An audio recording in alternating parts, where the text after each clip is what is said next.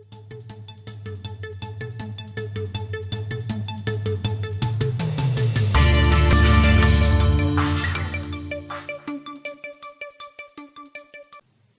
Bulletin sponsored by उत्तम Singh academy Rewa.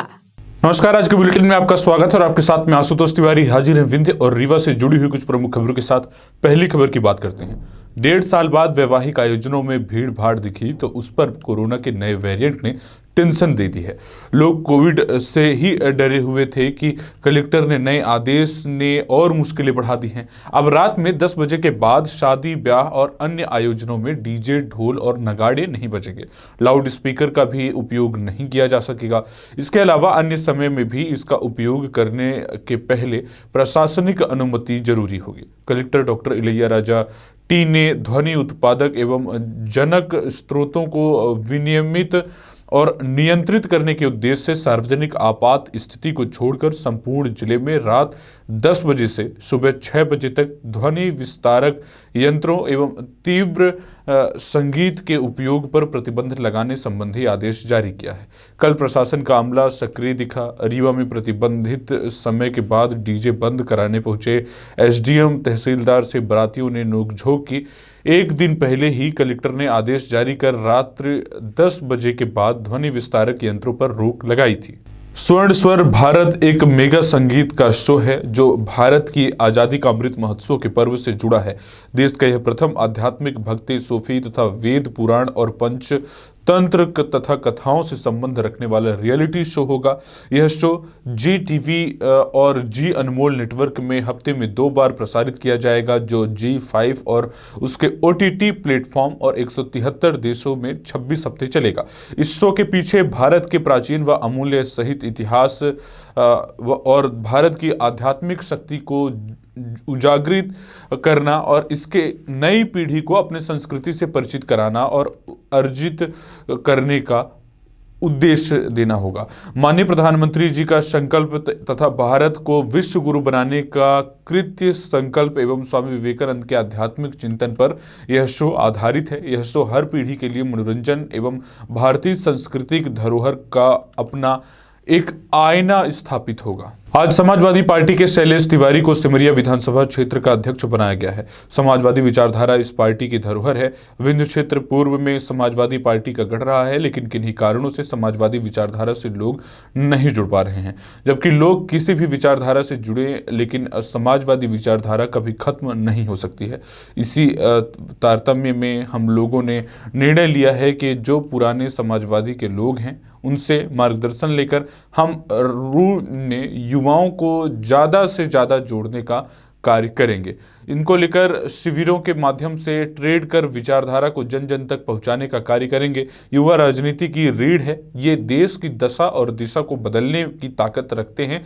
Shailesh Tiwari को सिमरिया विधानसभा क्षेत्र का अध्यक्ष बनाया गया है। किसी भी मां के लिए उसका बेटा कितना अनमोल होता है, इसका एक जीवंत उदाहरण सीधी जिले के कुसमी ब्लॉक के Sanjay tiger buffer zone Tamsar range क्षेत्र अंतर्गत 3 ओर पहाड़ों से घिरा बाड़ी झरिया गांव में देखने को मिला, जहां एक बैगा समाज के आदिवासी मां अपने बेटे की जान को खतरे में देखकर अपनी जान की परवाह किए बगैर जंगली खूंखार जानवर चीते से टकरा गई। मां ने दुस्साहस करते हुए आखिरकार चीता को हार माननी पड़ी और अंततः बालक को छोड़ना ही पड़ेगा। घटना में चीते की हमले से घायल 8 वर्षीय बालक राहुल बैगा पिता शंकर बैगा के गाल, पीठ एवं बाएं आंख में गंभीर चोटें आई हैं। घटना की जानकारी मिलते ही वन विभाग टमसार की टीम द्वारा रात में ही घायल राहुल को सामुदायिक स्वास्थ्य केंद्र अस्पताल कुसमी पहुंचाकर उपचार कराया जा रहा है। पूरा मामला बीते रविवार की शाम 7 बजे का है, जब एक आदिवासी बैगा जनजाति की महिला किरण बैगा अपने बच्चों को ठंड से बचाने के अलावा सहारे 3 बच्चों को अलावा जलाकर घर के पास बैठी हुई थी। आदिवासी महिला किरण बैगा पति शंकर बैगा ने पूरे घटना के बीती मीडिया से बताई और शाम के 7 बजे के आसपास मैं अलाव जलाकर तीनों बच्चों के साथ बैठी हुई थी। एक बच्चा गोदी में बिठाई थी, अलग अलग दोनों बच्चे बैठे थे। पीछे से अचानक जंगली चीता आया और बगल में बैठे मेरे 8 वर्षीय बेटे राहुल को मुंह में दबोच कर उठाकर जैसे ही चला तो मैं चीखती चिल्लाती अंधेरी रात में पीछे पीछे चलती गई। 1 किलोमीटर दूर चीता जंगल में ही एक जगह रुका और बालक को पंजों से दबोच कर बैठ गया। तब मैं हिम्मत और साहस करके उसके पंजे से बच्चे को किसी तरह छुड़ाई और हल्ला गुहार की। फिर मैंने अपने बच्चे को अपने बाहों में कसकर लिपटा ली और तब दूसरी बार चीता फिर वार किया। तब मैंने उसके पंजे को पकड़कर जोर से धकेल दी। तब तक इसके बाद गांव के लोग भी पहुंच गए और चीता वहां से जंगल की ओर भाग गया। महिला ने बताया कि इसके बाद मैं बेहोश हो गई। जब मेरी आंख खुली तो मैं अस्पताल में थी। सीधी से अभिलाष मिश्रा की रिपोर्ट।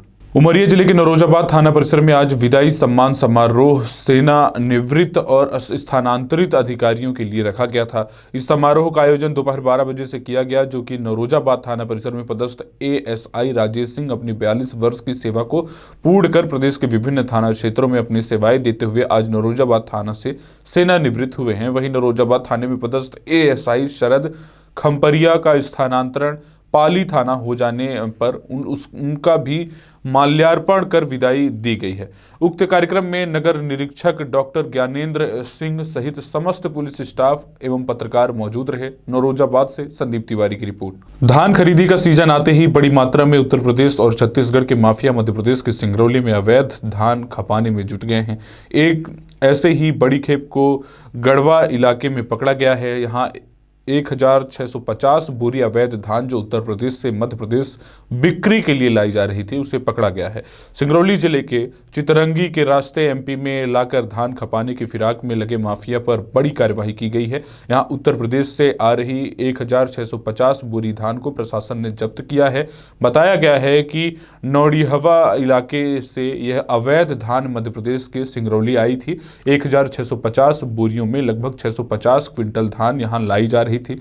इसे पकड़ा गया है। अवैध धान के साथ एक आरोपी को भी गिरफ्तार किया गया है। वहीं एसडीएम नीलेश शर्मा ने बताया कि एफआईआर दर्ज करने जांच शुरू कर दी गई है। सिंगरौली से पुष्पलेश द्विवेदी की रिपोर्ट। कथन में बताया गया है कि यह धान उत्तर प्रदेश से लाई गई है, अतः प्रथम दृष्टया यह धान संदिग्ध प्रतीत होती है, जिसे जो है उपार्जन में खपाकर अनुचित लाभ लेने की चेष्टा की जाने प्रतीत होती है। प्राथमिक जांच के बाद उनके विरुद्ध एफआईआर दर्ज कराने की कार्रवाई की जा रही है। इसके अलावा अन्य भी कार्रवाई की जाएगी। ये थी आज के बुलेटिन की रीवा और विंध्य से जुड़ी हुई कुछ प्रमुख खबरें। ऐसी तमाम खबरों के साथ हम रोजाना आपके बीच हाजिर होते रहेंगे। आप बने रहे विंध्या टाइम्स के साथ। बहुत बहुत धन्यवाद।